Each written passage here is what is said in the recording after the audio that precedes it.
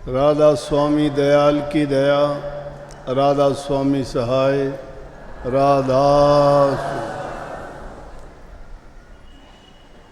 सबसे पहले तो आप सबको राखी की मंगल कामनाएं, बहुत बहुत आशीर्वाद।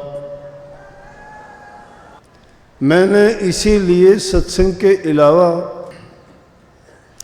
आश्रम में जो टाइम रखा है सत्संगियों के लिए, एक एक को समय देता हूँ कि उनकी अगर कोई बात है, किसी बात के लिए आशीर्वाद लेना है, किसी बात के लिए कोई सलाह मशवरा करना है, या कोई दिल का दर्द जो आदमी अपने प्यारे घर परिवार, रिश्तेदार, नातेदार, मित्रों से नहीं कह सकता, वो मेरे से मिलके अगर कह देता है तो उनका दिल का बोझ हल्का हो जाता है। ये एक बहुत बड़ी बात है। इंसान को कुछ दो ना, लेकिन उससे अच्छी मीठी उसकी दिल की बात सुन लो तो भी उसको बहुत कुछ सांत्वना मिलती है। इसीलिए जब किसी को कोई पीड़ा होती है, दुख दर्द तकलीफ़ होता है, तो हम जाके मिलते हैं, उससे हालचाल पूछते हैं तो उससे शांति मिलती है। और कई बार कोई मजबूरी के कारण नहीं जा पाता तो आदमी शिकायत करता है, बोला कि मुझे जब ऐसा हुआ ना, वो आदमी नहीं आया पूछने के लिए। वो ठीक भी हो गया, वो उसका दर्द पीड़ा थी वो ख़त्म हो चुकी, लेकिन उसकी वो बात फिर भी उसने याद रख ली। तो इसलिए ये मिलना जुलना, हालचाल पूछना बहुत बड़ी बात है। अब आते हैं राखी पर। ये आज कोई नया त्यौहार नहीं है। अपने देश में त्योहारों को जो महत्व दिया जाता है, किसी देश में ऐसा नहीं है। बड़े हर्ष उल्लास से हम सभी त्योहारों को बड़ी खुशी से मनाते हैं। आज के दिन भी इसको वैसे तो बहन भाई का त्यौहार मान लिया गया, लेकिन ये बहन भाई का त्यौहार तो नहीं था। लेकिन बदलते बदलते कुछ ऐसा हो गया कि हमने इसको बना ही दिया कि बहन और भाई के प्यार का त्यौहार है। बहनें जाती हैं पिता के घर में, भाई को राखी बांधती हैं। लेकिन ये राखी भी भाई के लिए नहीं थी, कोई भी किसी को भी बांध सकता है। चाचा को, ताया को, भाई को, मामा को, फूफा को, किसी मित्र को, किसी को भी, अड़ोसी पड़ोसी को ये राखी सूत्र बांध सकते हो। इसका अर्थ कुछ और था। आज नहीं, बहुत पुरानी परंपरा है, कम से कम 6000 साल पुरानी है ये। पुराने समय से जब देवताओं के और असुरों के युद्ध होते थे, तब से ये चालू हुई थी। और इस बार की राखी का तो एक विशेष महत्व भी है। मैंने सुना था कि ये संयोग 400 साल के बाद में ऐसा हुआ है कि 30 अगस्त को राखी का त्यौहार आया है, 400 साल के बाद। तो बहुत बड़ी बात है। आज का दिन तो बड़ा महत्वपूर्ण हो गया। ये दिन किसी किसी को नसीब होता है, 400 साल कौन जीता है। तो ये जो अब हम हाजिर हैं, हम सब नसीब वाले हैं, ऐसा दिन देखने को मिला और इतना बड़ा त्यौहार। अब विशेष रूप से तो जब हमारे त्यौहार ज़्यादातर परंपराओं पे बने हैं, दशहरा देखो, दिवाली देखो, होली देखो, राखी देखो, ये जितने भी त्यौहार हैं इनके पीछे बहुत बड़ी घटनाएं हुई हैं। और वो यादगार घटना है जो अपने आप में हमें बहुत बड़ी शिक्षा भी देती हैं और उसके साथ साथ अच्छे संस्कार भी देते हैं। और उनको अगर सही रूप में हम मान लें और उन पर चलें तो हमें बहुत उनसे फ़ायदा भी मिलता है। तो राखी का त्यौहार, तो इस सबसे बड़ी बात तो यह है कि अलेक्जेंडर के बारे में आपने सब ने सुना होगा कि कितना बड़ा वो महत्वाकांक्षी राजा था।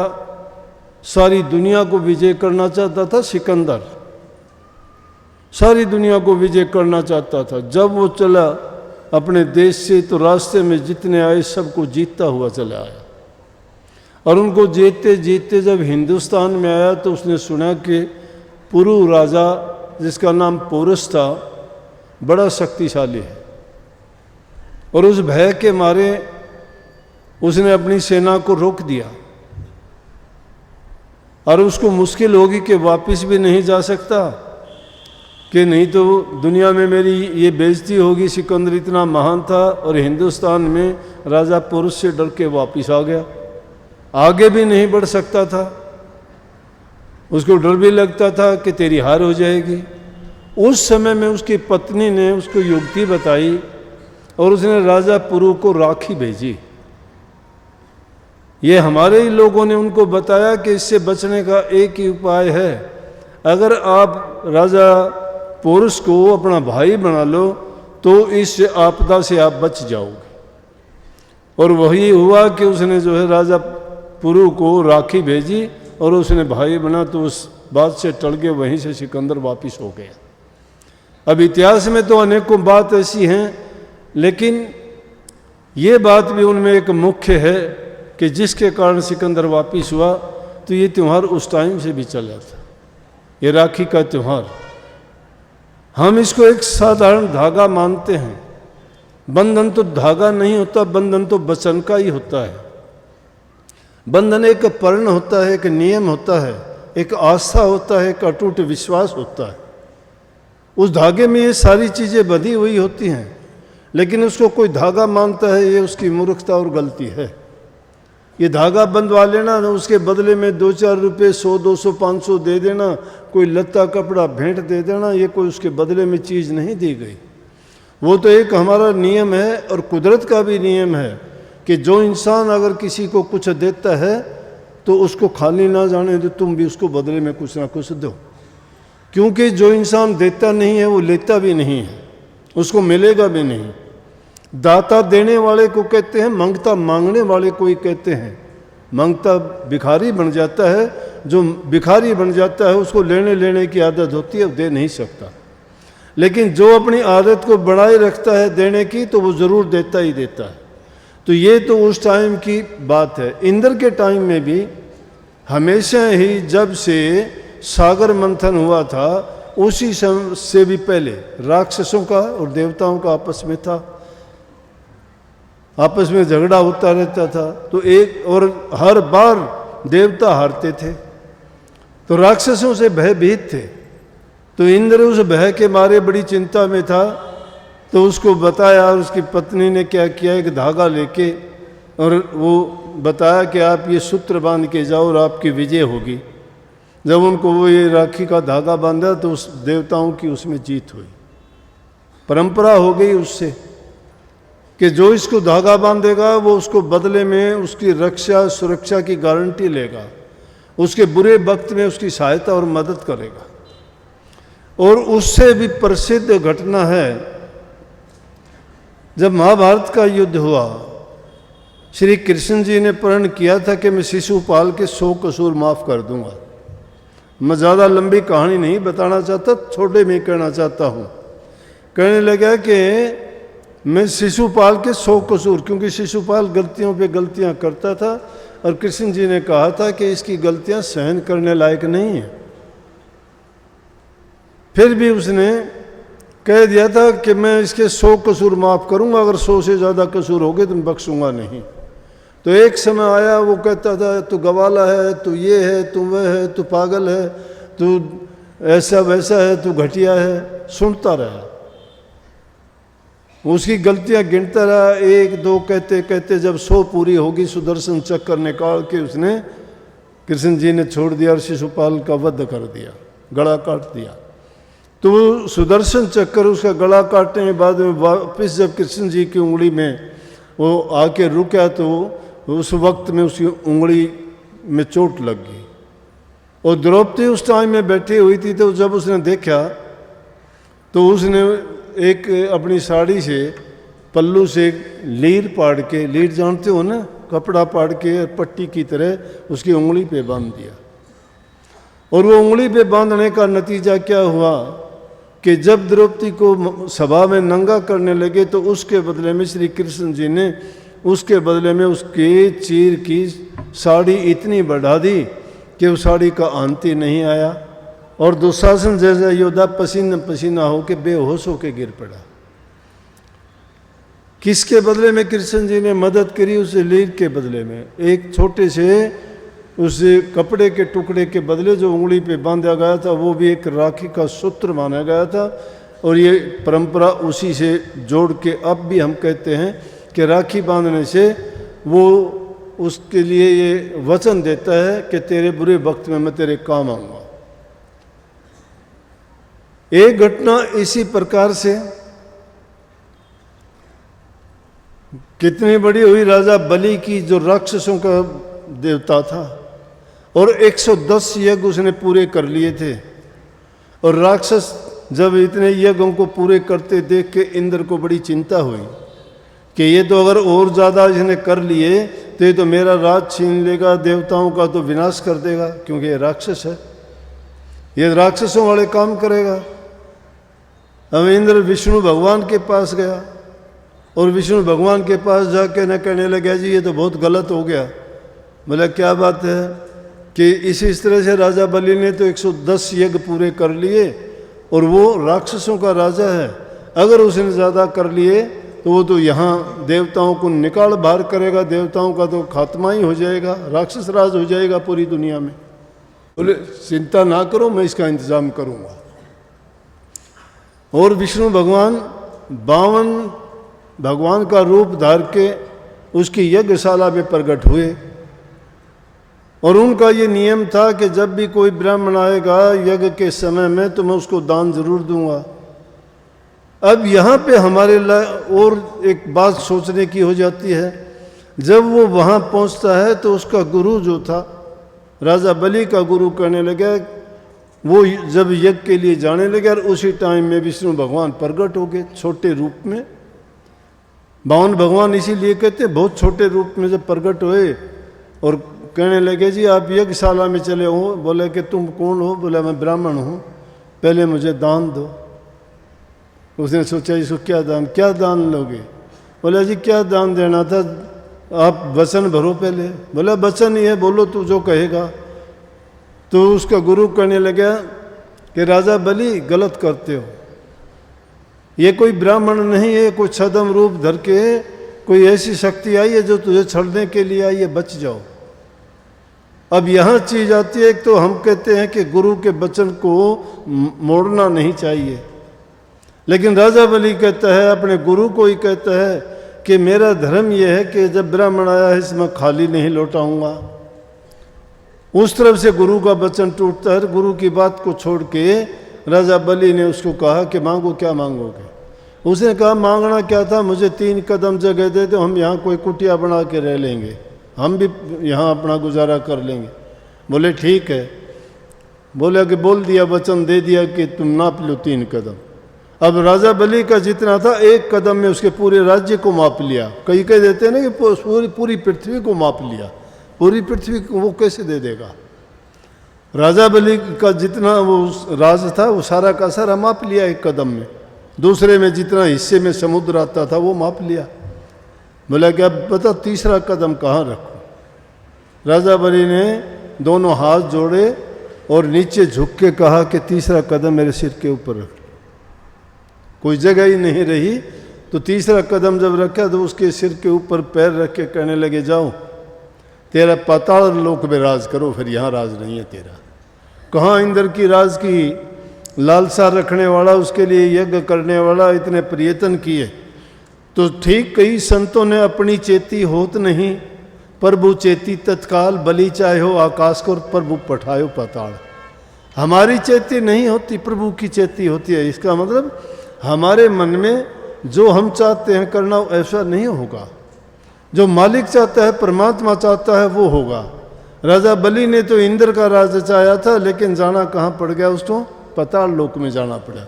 लेकिन ये बात सोच के इसका मतलब ये नहीं है कभी हम भाग्य के सहारे और कह दें कि जब उन राजाओं के साथ ऐसा हुआ तो हम भी क्यों प्रयत्न करें। नहीं, आदमी को अपना कर्तव्य पूरा अवश्य करना चाहिए। उस कर्तव्य में अगर कोई बाधा आती है वो अलग बात है, लेकिन मेहनत करने में, अपने काम में जब लगे रहोगे तो ये हो नहीं सकता कि उसका परिणाम आपको अच्छा ना मिले। मिलेगा, जरूर मिलेगा।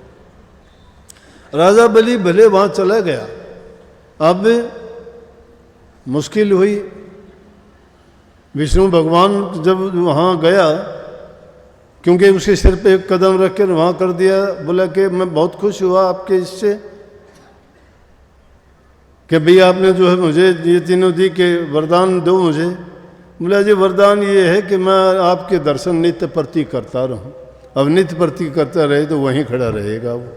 अब पाताल लोक में राजा बलि और पाताल लोक में विष्णु भगवान है। अब उनकी पत्नी को चिंता हुई कि कहाँ गए, ढूंढते ढूंढते नारद जी से मिली। नारद जी बताओ आप तो 3 लोक में घूमते रहते हो। बोले पाताल में बैठा है। राजा बलि ने छड़ लिया, छड़ने को गया था राजा बलि को, लेकिन बलि ने भी उसको छड़ लिया। बोला क्या हुआ कि पाताल लोक में। बोला कि किस विधि छूटे, कि छूटने का एक ही उपाय है, आप जाइए और जाके राजा बलि को भाई बना लो, उसको रक्षा सूत्र बांध दो और भाई बना के फिर उससे मांग लेना, क्योंकि भाई बहन को इनकार नहीं करेगा। जब गई और जाके वहाँ राजा बलि के हाथ में रक्षा सूत्र बांधा और रक्षा सूत्र बांधने के बाद में कहा कि मैं, बोला कि मांग क्या मांगती है। बोला कि इनको आज़ाद करो, इनके बिना तो सारा खराब हो गया। तो जब विष्णु भगवान वापस आए तो क्या हुआ कि बहन और भाई का रिश्ता हुआ ना, और उस बहन और भाई के रिश्ते के कारण जो है विष्णु भगवान को वापस लेके आए। उनकी बुरे वक्त में उन्होंने सहायता की, इससे बहन और भाई का रिश्ता और गाढ़ा हो गया। और फिर इस त्यौहार को नाम दे दिया कि ये तो भाई और बहन का त्यौहार है। इस दिन बहनें जाएंगी अपने भाई को रक्षा सूत्र बांधेंगी, लेकिन इनमें से तो भाई का नाता कहीं भी नहीं था। इसी प्रकार से चित्तौड़ की रानी ने भी राजा हुमायूं को भेजा था। राजा हुमायूं को भेजा था। एक गुजरात के राजा ने जब चढ़ाई कर दी और वो उसका राजा नहीं था, तो वो उसने सोचा कि अब तो मेरी हार होगी, तो उसने हुमायूं को निमंत्रण भेजा, रक्षा सूत्र भेजा, तो हुमायूं ने उनकी रक्षा की। और वो उसका राजा की हिम्मत नहीं हुई कि उसके चित्तौड़ के ऊपर चढ़ाई कर दे। तो जब इस धागे में क्या है, ये बंधन है, और बंधन सिर्फ धागे से नहीं बनता है, वो बंधन मन से बनता है, भावनाओं से बंधता है और विचारों से बंधता है। जो विचारों से बंध जाता है वो बंधन कभी टूटता नहीं है। यही एक हल्का सा धागा तो हम शादी के टाइम भी तो बांध के लड़की को और लड़के को एक दूसरे के ऐसा बना देते हैं कि उनका नाता कभी टूटता ही नहीं है। अब तो युग बदलता जा रहा है, पुराने हमारे संस्कार टूटते जा रहे हैं, इस कारण लोगों के उन पे इतबार और विश्वास कम हो गए। साइंस का युग बढ़ता जा रहा है, बच्चों को पुरानी जो कहानी है या हमारी परंपराएं और रिवाज हैं उनसे बच्चे दूर जाते दिखाई देते हैं, जिनको इन बातों पर कम विश्वास और यकीन होता है। क्योंकि अब तो सिर्फ हमने जीवन को क्या मान लिया कि जीवन यापन का साधन ही मान लिया, जीवन जीने का नाम ही मानते हैं कि हमें सिर्फ जीना ही जीना है। लेकिन वास्तविकता तो ये थी कि इंसान का चोला जीवन जीने के लिए नहीं, जीवन जीने के लिए तो 84 लाख होने के जीव जंतु पशु पक्षी सभी जीते भी हैं, गुजारा भी करते हैं, संतान भी पैदा करते हैं, और जितनी उनकी सामर्थ्य है उस सामर्थ्य के अनुसार कोई घोंसला बना के, कोई ज़मीन में गुफा बना के, कोई और दूसरे तरीके से वो अपना जीवन बिताते हैं। इंसान अपनी जितनी इसकी बुद्धि चतुराई है, जितनी क्षमता है, उसके अनुसार काम करता है। मनुष्य का चोला पाके जिसने गुरु की खोज नहीं की, सत्संग में जो नहीं गया और प्रभु की भक्ति जिसने नहीं की, उनसे नाम दीक्षा लेके कमाई नहीं की, तो जीवन व्यर्थ चला गया। शिष्य और गुरु का भी बंधन इन बंधनों से अटूट होता है। वो धागा नहीं मानते, वो मन की भावनाओं को बांधते हैं, और वो नाता सब नातों से ऊंचा नाता होता है। वो नाता कभी टूटता नहीं है, वो ऐसा बंधन है। बंधन जितने भी होंगे आप देखोगे कि वो कुछ बंधन ऐसे हैं कि जो आदमी को गिराते भी हैं, कष्ट भी देते हैं। क्यों? घर परिवार से अगर बंध जाते हैं, रिश्तेदार नातेदारों से बंध जाते हैं, किसी बुरी भावनाओं आदतों से बंध जाते हैं, और वो करते करते होता भी ऐसा है, उनके बंधन हमें बांध देते हैं।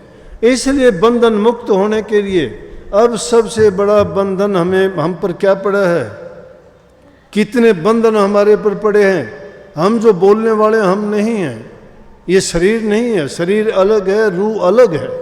रूह पर बंधन है, ये कवच है ऊपर का, ये दिखावे का। इसलिए स्वामी जी महाराज ने उन बंधनों का जिक्र करते हुए हमारे बंधन गिनाए हैं और कहते हैं, बंधे तुम गाढ़े बंधन आन, पहला बंधन पड़ा दे का, दूसर तिरिया जान, तीसर बंधन पुत्र विचारो, चौथा नाती मान, नाती के कई नाती होवे, फिर कहो रहा कौन ठिकान, चोलड़ पचलड़ सतलड़ रसरी बांध लिया उन गए करतान, कैसे छूटन होए तुम्हारा गाढ़े खूटे गड़े निधान, मरे बिना तुम छूटो नहीं और जीते जी तुम सुनो ने कान। कितने बंधन हैं इसे देह के ऊपर, रूह के ऊपर। पहला बंधन देह का पड़ा, दूसरा बंधन शादी होगी पत्नी का पड़ गया, तीसरा बंधन बच्चों का पड़ गया, चौथा बंधन रिश्तेदार नातेदारों का पड़ गया, और वो ऐसे बंधन हो गए कि उन पर बट पे बट लग गया। कोई 2 लड़, कोई 3 लड़, कोई 4 लड़, कोई 7 लड़, कोई 8 लड़। जो जो हमारा इस संसार में पसारा बढ़ता गया, त्यों त्यों हम बंधनों में जकड़ते चले गए। लेकिन छुटावन हार जब आते हैं और सत्य से अवगत करते हैं तो उसकी तरफ हम ध्यान देते नहीं, कान करते नहीं। उसकी तरफ ध्यान क्यों नहीं देते? कि हम उन चीज़ों को मिथ्या मानते हैं। मिथ्या मानने का कारण क्या है? कि जो चीज़ हमें इन आँखों से दिखाई देती है, हमारी बुद्धि से जिसके बारे में हम उनके गुण दोष देख सकते हैं, सोच सकते हैं, जान सकते हैं, उसको सत्य मानते हैं। और जो अदृश्य है, जो निर्गुण है, जो दिखाई नहीं देती, उसको हम मानने के लिए तैयार नहीं हैं। इसीलिए तो लोग उन पाप कर्मों में फंसते चले जाते हैं। कहते हैं कि किसने देखा क्या है, जिंदगी है, खाओ पियो ऐश करो, मज़े करो। इस देह पर इतने बंधन पड़ने के बाद में इस बुद्धि को भी उन्होंने कैद में कर लिया है। इस माया का खेल है ये। माया नित्य एक बंधन से निकलते और दूसरा आगे तैयार मिलेगा। लेकिन जिसने गुरु की दीक्षा ले ली, जो गुरु की शरण में जाके उनके वचन की पालना करता चला जाता है, उसके आगे से आगे दरवाजे खुलते चले जाते हैं। और उनमें से मोटे धंधे, ज़्यादा गहराई में जाऊंगा तो बहुत बड़ी बात है। मूलाधार से लेके 7 मंजिल तो ऐसी हैं कि पहली में तो देह से जकड़े हुए हो, दूसरी में इंद्री से जकड़े हुए हो, तीसरी में मन से जकड़े हुए हो, चौथी में प्राणों से जकड़े हुए हो, और 5 में अपनी भावनाओं से जकड़े हुए हो।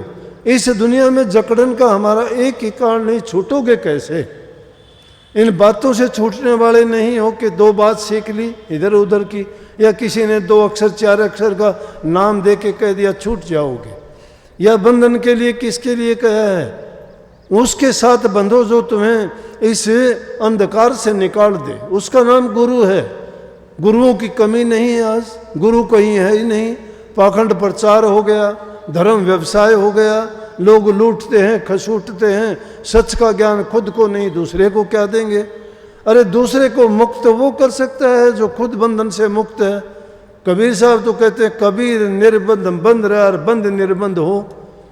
क्यों है बंध निर्बंध? ये गुरु तो बंधे पड़े हैं और जो बंधे हुए हैं उनको खोलना चाहते हैं।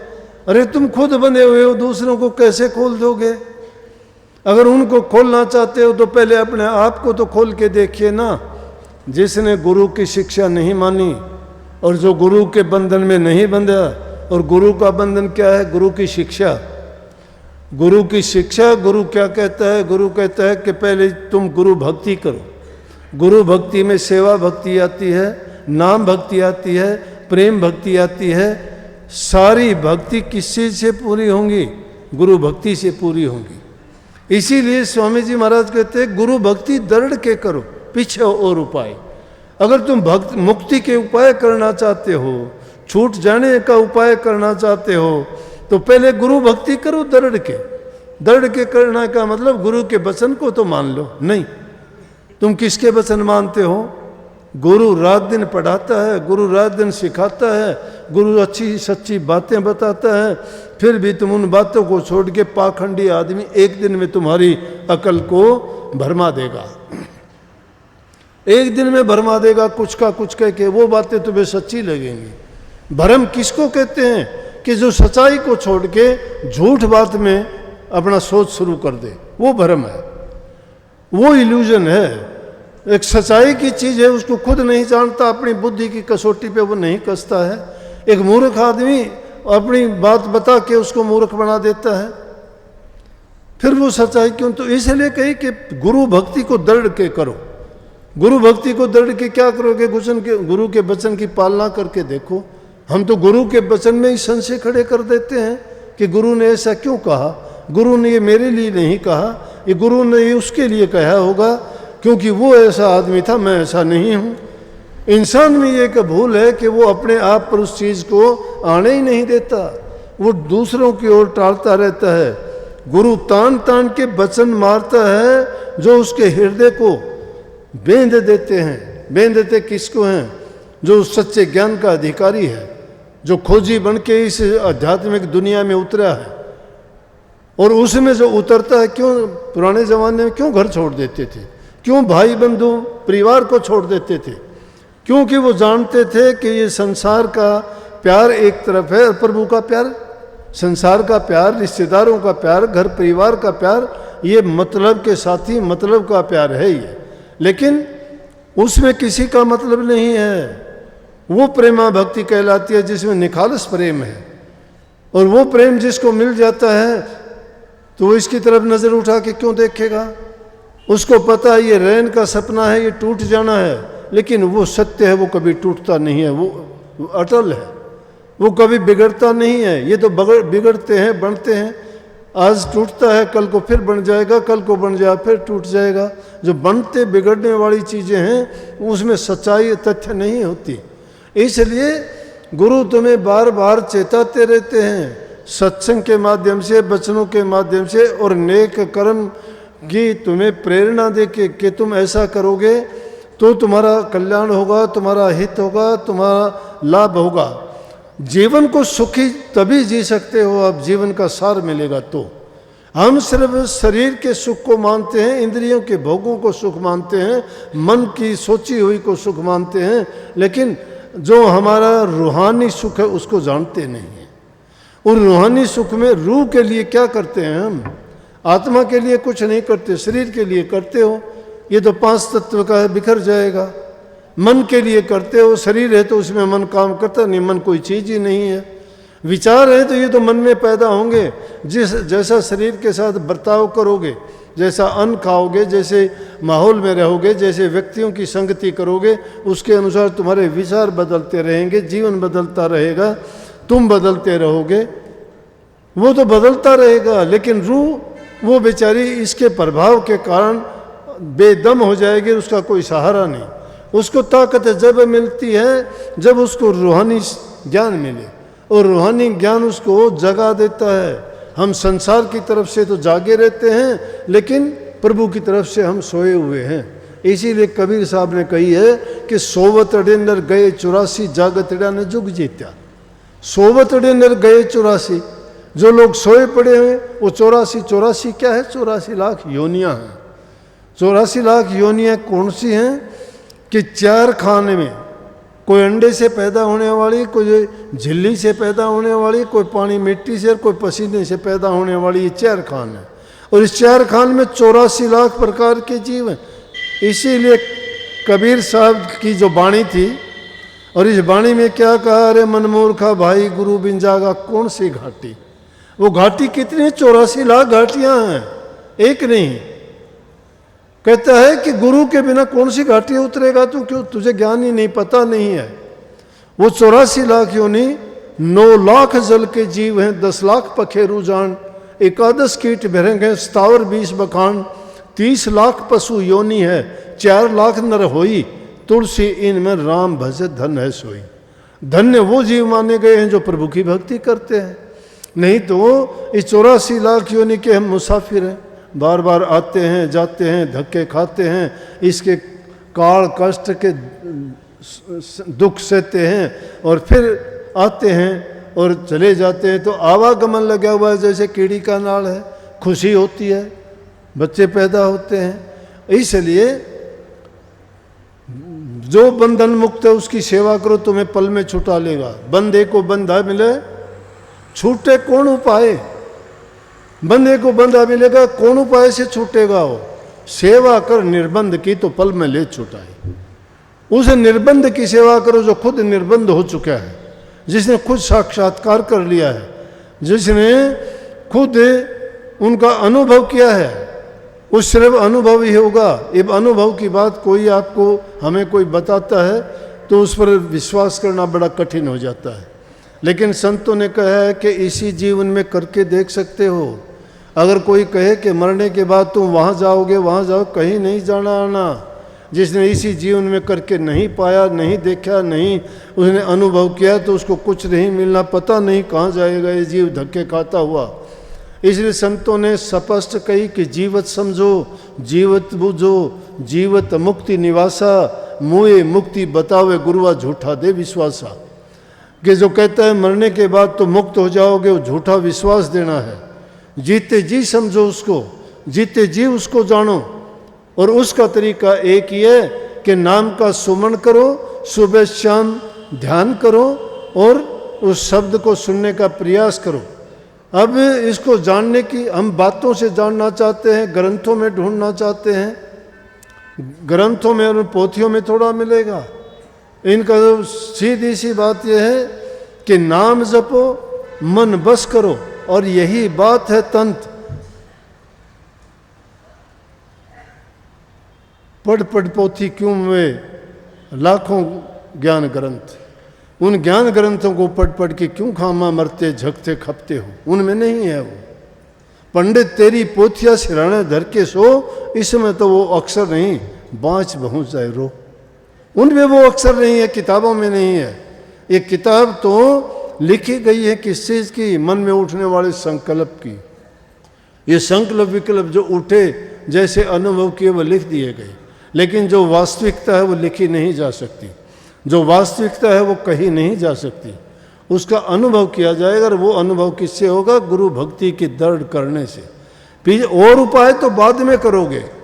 ये जो उपाय बताए गए हैं कि भाई ध्यान कर लोगे, या सुमन कर लोगे, या तुम शब्द भी सुन लोगे, या प्रकाश देख लोगे, गलत बात है। मैं कहता हूँ गुरु भक्ति जिसने दृढ़ के नहीं की, उसका बाप भी नहीं कर सकता, सुमन भी नहीं कर सकता। गुरु से दरो घात जो रखता, गुरु को मानस रूप समझता, से सो जीव जानो अपघाती, उन संकाल करे उत्पाती। गुरु को मानस रूप जानोगे क्या? फिर कभी आपका नहीं है। गुरु भक्ति दृढ़ के कहाँ हुई? जो गुरु भक्ति को दृढ़ कर लेगा, कहता है और उपाय तो बाद में करना, गुरु भक्ति दृढ़ करने की जरूरत है। हम तो डरते हैं, दुनियादारों से डरते हैं, रिश्तेदारों से डरते हैं, घर वालों से डरते हैं। जो तुम्हारा नुकसान करते हो उनको प्यारा मानते हो, और जो तुम्हारे हित की बात कहता है उसको तुम दुश्मन समझते हो। तुम्हारे हित की बात कौन कहता है? तुम्हारे हित की बात तो वो होगा जो आदमी निर्लेप होगा, निष्पक्ष होगा। निर्लेप और निष्पक्ष गुरु से बढ़ के कोई हो नहीं सकता। अगर गुरु किसी के बारे में या किसी के प्रति द्वेष रखता है, भेदभाव करता है, ईर्ष्या रखता है, वो गुरु नहीं है। राजा, वैद, गुरु और न्यायाधीश, ये अगर पक्षपात करते हैं तो सही मायने में न्याय नहीं करते। यहाँ जज साहब बैठे हैं, कभी कह दें कि मेरा नाम भी ले दिया। लेकिन ये अगर पक्षपात करते हैं तो वो अपने काम के प्रति न्याय नहीं करते हैं। राजा को पक्षपात नहीं करना चाहिए, प्रजा उसकी संतान है, उनको सही फैसला सोच के करना चाहिए। गुरु को भेदभाव नहीं करना चाहिए, फिर वो गुरु नहीं है, पक्षपाती है, वो निष्पक्ष नहीं है। और इसी तरह से वैद की तो कहानी मैं सुनाया करता हूँ। जब लक्ष्मण मूर्छित हो गया था, जब श्री रामचंद्र जी लंका पर चढ़ाई की, उनका छोटा भाई लक्ष्मण युद्ध के मैदान में मूर्छित हो गया। विलाप करते हैं रामचंद्र जी, कोई इलाज नहीं है, कोई वैद्य नहीं, कोई हकीम नहीं, कोई दवाई नहीं। हनुमान जी से कहते हैं क्या उपाय करें? कि जाओ कहीं से वैद्य कहाँ देखें? लंका रावण की थी, वहाँ ढूंढने के लिए गया। वैद्य के मकान से जाके वैद्य को ही उठा लिया, और वैद्य को भी कैसे? सुधा मकान उठा लिया। क्योंकि अगर मकान वहाँ छोड़ देता तो रावण को पता लगता, उसको अब मकान ढूंढ के उसको आग लगवा देता। लेकिन उसने सोचा वैद्य का मकान ही उठा लो, कौन कहेगा कि वैद्य का मकान यहाँ था। लेकिन वैद्य को लेके आए तो वैद्य भी कह सकता था कि देखो भाई दुश्मन की सेना का है ये, मैं इलाज नहीं करूँगा। लेकिन वैद्य निष्पक्ष था, उस वैद्य ने न्याय किया, लक्ष्मण के लिए बता दिया मेरे पास दवाई नहीं है, मैं बता सकता हूँ ये दवाई कहाँ मिलेगी, लेके आओ, दे दोगे बच जाएगा। उसने दवाई बताई, हनुमान जी लेके आए और लक्ष्मण को दवाई दी और वो मूर्छा से बाहर आ गए, ठीक हो। वैद्य का ये काम होता है, पक्षपात नहीं करेगा। और ज्योतिषी पंडित, उनको भी नहीं चाहिए पक्षपात करें। महाभारत के युद्ध के समय में सहदेव ने भी ऐसा ही किया था। उससे भी जब पूछने के लिए गए तो उन्होंने सही मुहूर्त बताया। दुर्योधन उससे पूछने के लिए गया कि बताइए भाई, उन्हीं के साथ युद्ध है, लेकिन ज्योतिषी था सहदेव। बोला सहदेव ये बताओ कि युद्ध किस मुहूर्त में शुरू किया जाए कि जीत हो। बोला भाई इस मुहूर्त में शुरू करेगा तो जीत होगी, उन्हीं के साथ युद्ध करना है, वही उसको मुहूर्त बता रहा है। और जब युधिष्ठिर उनके पास जाके कहता है, बोला भाई सहदेव बता युद्ध का मुहूर्त कौन सा होना चाहिए। बोला मुहूर्त तो एक ही था, वो तो मैंने दुर्योधन को बता दिया। बोला तो एक बता सकता हूं, जीत किसकी होगी और कैसे होगी। बोला वो बता। बोला आज तो नहीं बता सकता, कल को बताऊंगा। अगले दिन शाम के टाइम गया, जहाँ मुर्दे थे वहाँ एक उसका गुरु था, वो गिद्दड़ की योनि में आ गया था।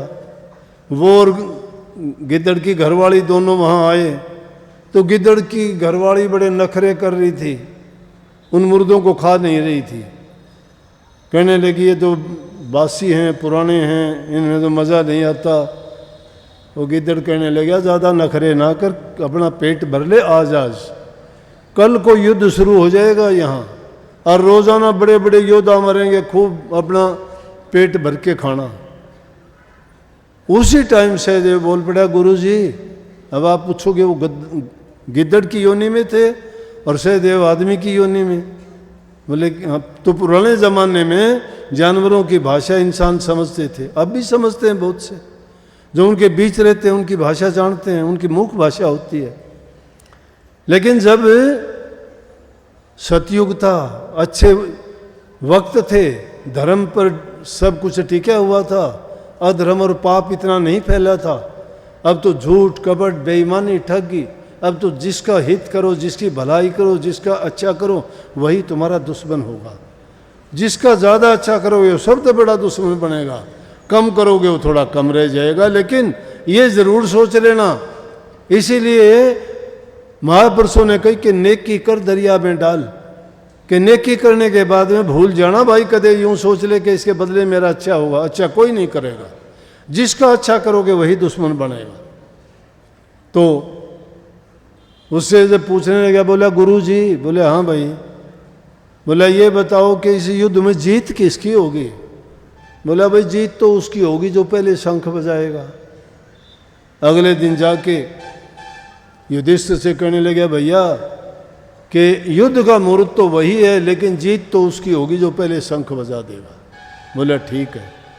तो कहते हैं महाभारत का युद्ध जब शुरू हुआ तो उसमें पांडवों ने पहले शंख बजाया, और इस कारण थोड़े होते हुए भी उनकी तो जीत हुई, उनकी हार हुई।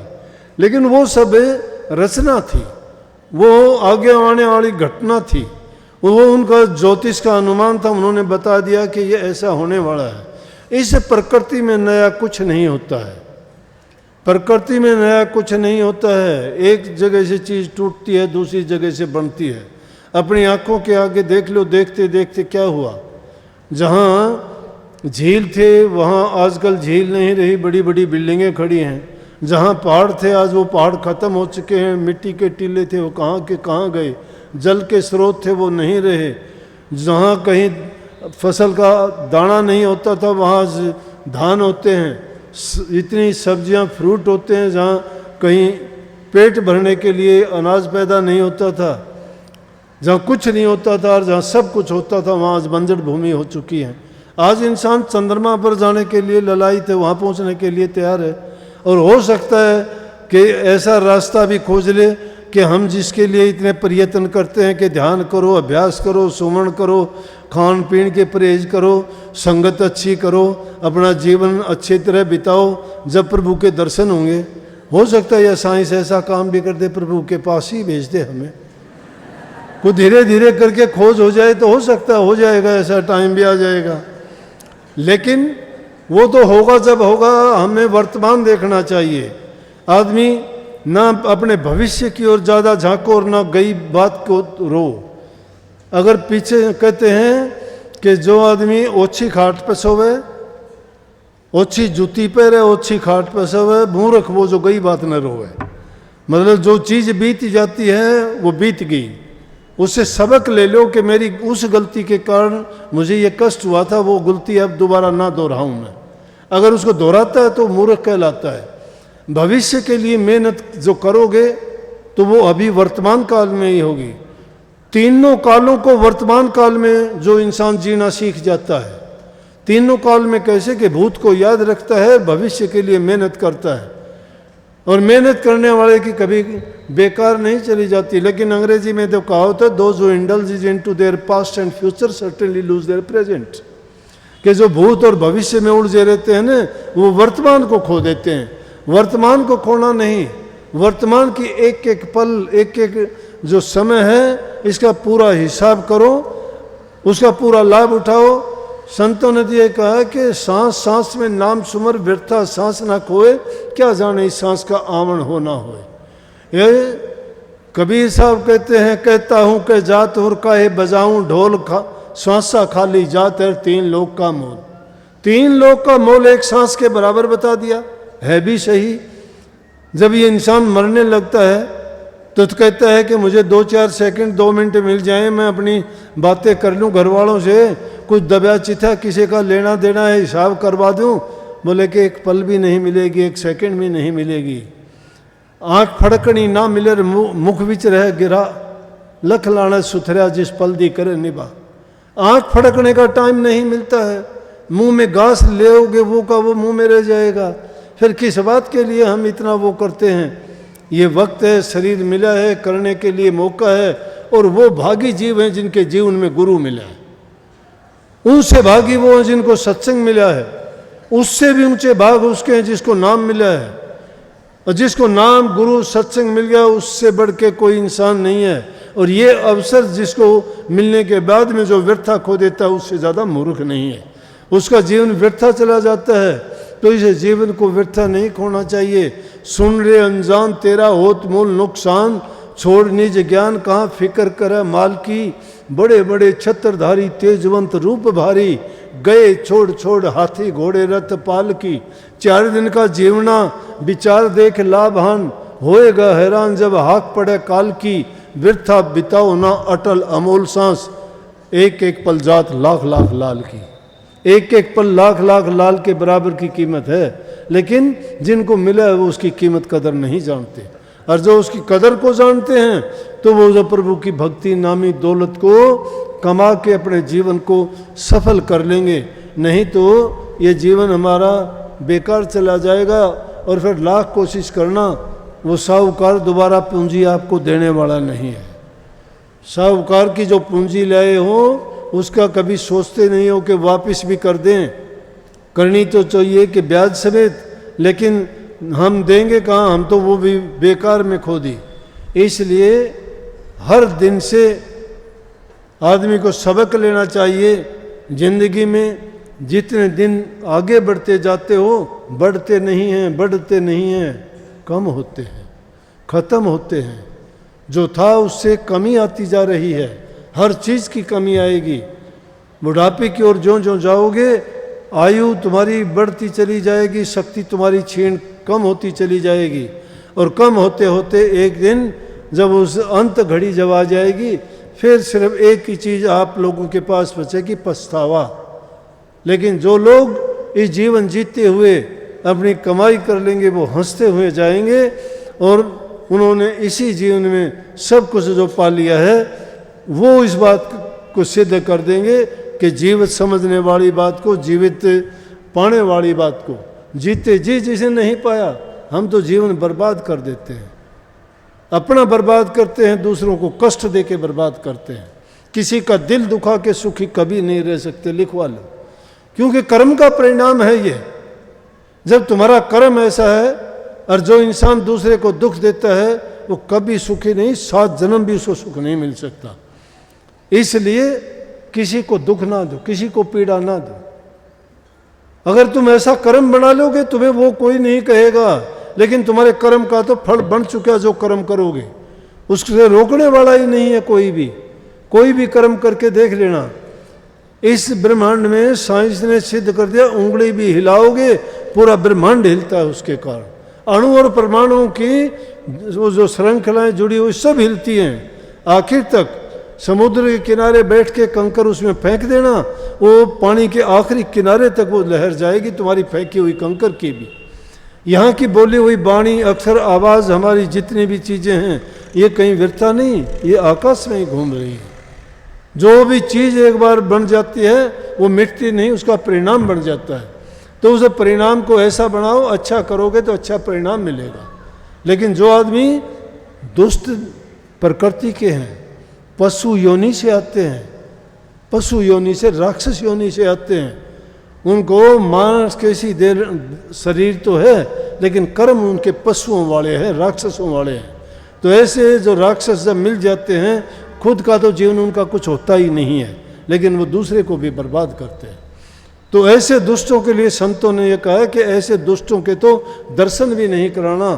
क्यों कहते हैं कि नेक इंसान के दर्शन करोगे तो भी तुम्हारा हित होगा, तुम्हारा अच्छा होगा, और उससे तुम्हें, अगर सुबह सुबह तुम्हें कोई नेक इंसान मिलता है, आप बड़े खुश होते हो कि आज तो अच्छे दर्शन हुए हैं, सारा दिन अच्छे काम होंगे। और जब किसी दुष्ट के होते हैं और सारे काम तुम्हारे उल्टे पुल्टे होते, कहते हो आज तो उस दुष्ट के दर्शन हुए थे, सब हमारा सारा बिगाड़ हो गया। इसलिए नेक काम करने वाले इंसान के तो दर्शन भी अच्छे हैं, और नेकी करने वाले इंसान का संग मिल जाए, उनके साथ समय बिताने का समय मिले, तो समझो कि जितनी पल उनके साथ बिताई गई है वो तुम्हारे लेखे में अच्छी लिखी गई है, उनका फल तुम्हें अच्छा मिलेगा। और जो नित्य प्रति सत्संगत में रहते हैं, प्रभु की भक्ति करते हैं, नाम का सुमरण अभ्यास करते हैं, कोई कठिन बात नहीं है। इसको मन को एकाग्र चित्त करना है तो कठिन, करने में बड़ा आसान लगता है, क्योंकि मन को आदत हमने और ज़्यादा डाल रखी है, वो हमने डाली थी। हमने इस मन को पहले पूरी छूट दे दी, इसको निर्बंध कर दिया कि घूम कुछ भी कर, ये कहता रहा, हम करते रहे, इंद्रियों के भोगों में फंसाता रहा, फंसते रहे, बुराइयों में हमें ले जाता रहा, हम उन बुराइयों में जाते रहे। इसने जो चाहा वही हमने कर दिया, शरीर से चाहा शरीर से किया, मन से चाहा मन से कहा, विचारों से कहा विचारों से किया, और करते करते हम इस मन के अधीन हो गए। अब ये करता है, हम उसके पीछे चले जाते हैं, मन के साथ बंधे। इसलिए कही है कि प्रीत गुरु संग ना करी मन कहाँ लगा ली यारी। प्रीत गुरु से अगर करते, इन चीज़ों से यारी नहीं लगाते तो हमारा कल्याण उद्धार हो जाता। तो इस मन को समझाने के लिए बड़ा समय लगेगा, ये 1-2 दिन में मानने वाला नहीं है। परंतु कही है कि तेरी बनत बन जाई, तू लागा रहिए मेरा भाई रे, तेरी बनत बन जाई रे। किसकी नहीं बनी? धन्य की बनी, प्रहलाद की बनी, रैदास की बनी, कबीर की बनी, मीरा की बनी, भेलनी की बनी, तो हमारी क्यों नहीं बनेगी भाई? हम भी तो वैसे ही है ना। बनाने का जब प्रयास करोगे आपकी भी बनेगी, और गुरु को मुख्य रखोगे, मन को पीठ दिखा दोगे तो गुरुमुख बन जाओगे, मनमुखता से बच जाओगे। जो मन की कही करता है, मन के काम में रहता है, वो मनमुख होगा। जो गुरु की आज्ञा में, गुरु का वचन देखने में, सुनने में, करने में तुम्हें कठिन लगता हो, तुम्हें बुरा लगता हो, तुम्हें लगता हो तुम्हारी हानि होगी, आजमा के देख लेना, कभी तुम्हारा उसमें अहित नहीं होगा, वो तुम्हें लाभ देगा। और जब चेते तभी बलार मोह नींद सो जाग, संतों की संगत मिले ताके पूरे भाग। मोह नींद से जाग जाता है, उसके पूरे भाग होते हैं, और संतों की संगत मिल जाते हैं, वो बड़े भागी जीव होते हैं। तो भाई बहुत बहुत आप सबको आशीर्वाद इस शुभ दिन की। एक बार फिर से आपको आशीर्वाद, मालिक आप पर सब पर कृपा करे, आप को पवित्र बनाए, शुद्ध बनाए, भक्ति में आपका मन लगाए। दूसरा मैं कहता हूं आप अपने परिवार को सुधार लो, मैं थमने सुधार दूंगा। आप अपने परिवार को सुधारने की गारंटी लो, मैं दुनिया को सुधार दूंगा। तुम्हारे से तुम्हारा परिवार भी नहीं सुधरता, 4 आदमी होते हैं, 5 आदमी होते हैं, उनको तुम सुधारो, मैं थमने सब ने सुधारूंगा। फिर बहुत बहुत आशीर्वाद। राधा